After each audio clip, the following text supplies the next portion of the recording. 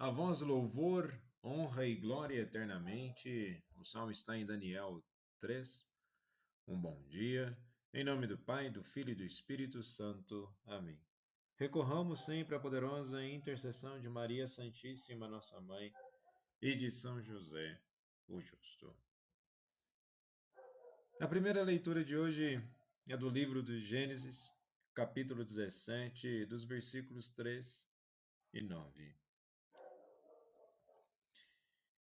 E no versículo 3, temos assim: Abraão prostrou-se com o rosto por terra, Deus lhe falou.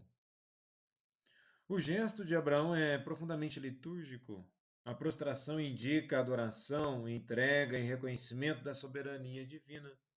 Antes mesmo de ouvir as palavras de Deus, Abraão se cala e se entrega. E quantas vezes buscamos respostas de Deus sem antes nos colocarmos em atitude de escuta? A espiritualidade começa com silêncio, reverência e disposição para obedecer.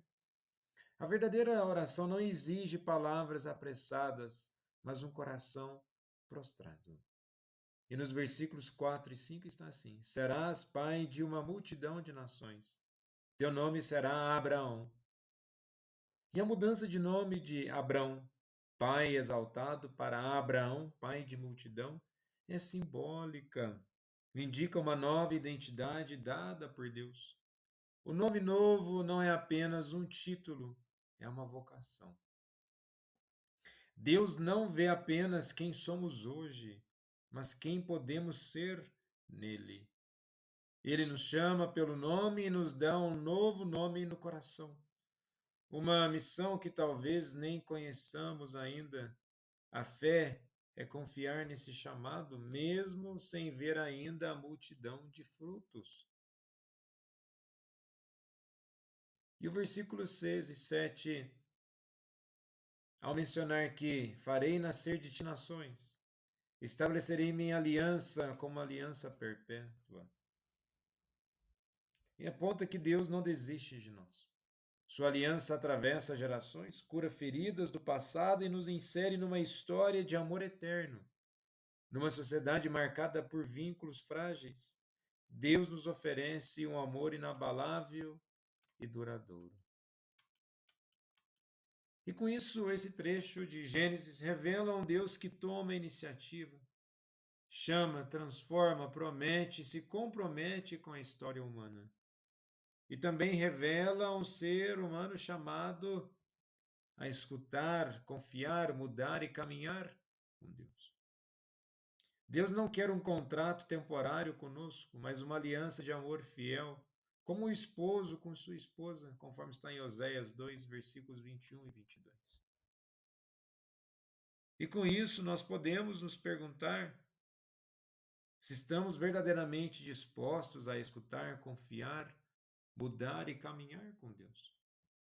Isso se dá no desafio do dia a dia, nas circunstâncias nas quais nós temos dificuldade ou facilidade a permanecermos em Deus. No Evangelho de hoje, em João capítulo 8, dos versículos 51 ao 59, narra uma série de diálogos intensos entre Jesus e os fariseus, onde Jesus está no templo durante a festa das tendas e seus discursos estão cada mais reveladores sobre sua identidade divina. E a tensão vai aumentando até o clímax, no versículo 58, quando Jesus afirma: Antes que Abraão existisse, eu sou. Vejamos, no começo, no versículo 21, ele diz: em verdade vos digo, se alguém guardar a minha palavra, jamais verá a morte.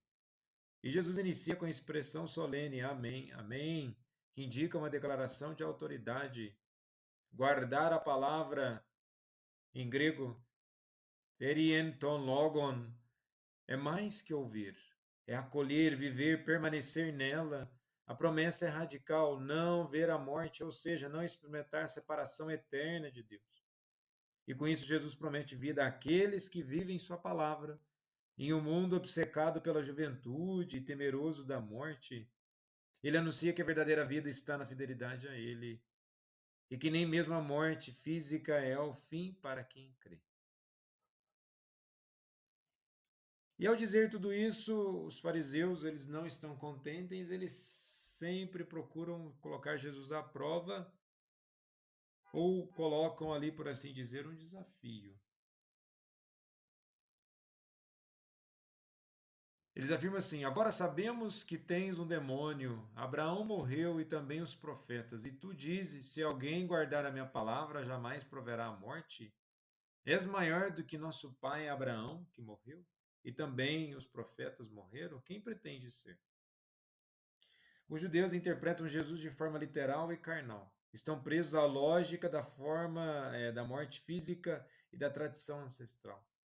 A pergunta quem pretende ser mostra a incapacidade deles de reconhecer a identidade divina de Jesus, mesmo diante de seus sinais e palavras. E quantas vezes, como eles, somos incapazes de ver além das aparências? Ficamos presos ao imediato, ao material. É preciso fé para reconhecer quem é Jesus. Ele não só é um mestre ou profeta, ele é maior que todos, até mesmo que Abraão. E ao revelar isso, quando Jesus fala eu sou, aqui é o ponto alto da revelação. Em grego, ergo eimi, a mesma expressão que Deus usou no Sinai, em Êxodo 3, versículo 14, eu sou aquele que sou. Jesus não diz eu era, mas eu sou, revelando sua pré-existência e divindade. Ele se identifica com o próprio Deus de Israel. E Jesus não é apenas alguém que fala sobre Deus, ele é o próprio Deus encarnado. E essa revelação muda tudo. Ele está presente no ontem, no hoje e no amanhã. Nele encontramos a eternidade no tempo. A fé cristã se baseia nessa verdade. Jesus é, eu sou. E certamente os judeus iriam acusar Jesus de blasfêmia, pois ele se declarou igual a Deus. A tentativa de apedrejamento confirma o peso de suas palavras. A verdade provoca, Jesus incomoda. Ele não é neutro, sua presença exige uma escolha. Ou o acolhemos como Deus, ou o rejeitamos. Hoje ainda muitos tentam apedrejar Jesus, negando sua divindade ou reduzindo-o a um moralista, mas ele continua vivo e nos chama a segui-lo. E seguir Jesus é um compromisso de vida.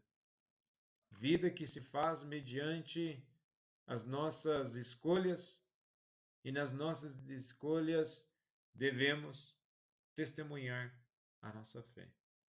E que verdadeiramente tenhamos a coragem de buscar as palavras de Jesus, pois ele disse: se permanecermos na Sua palavra, seremos verdadeiramente seus discípulos.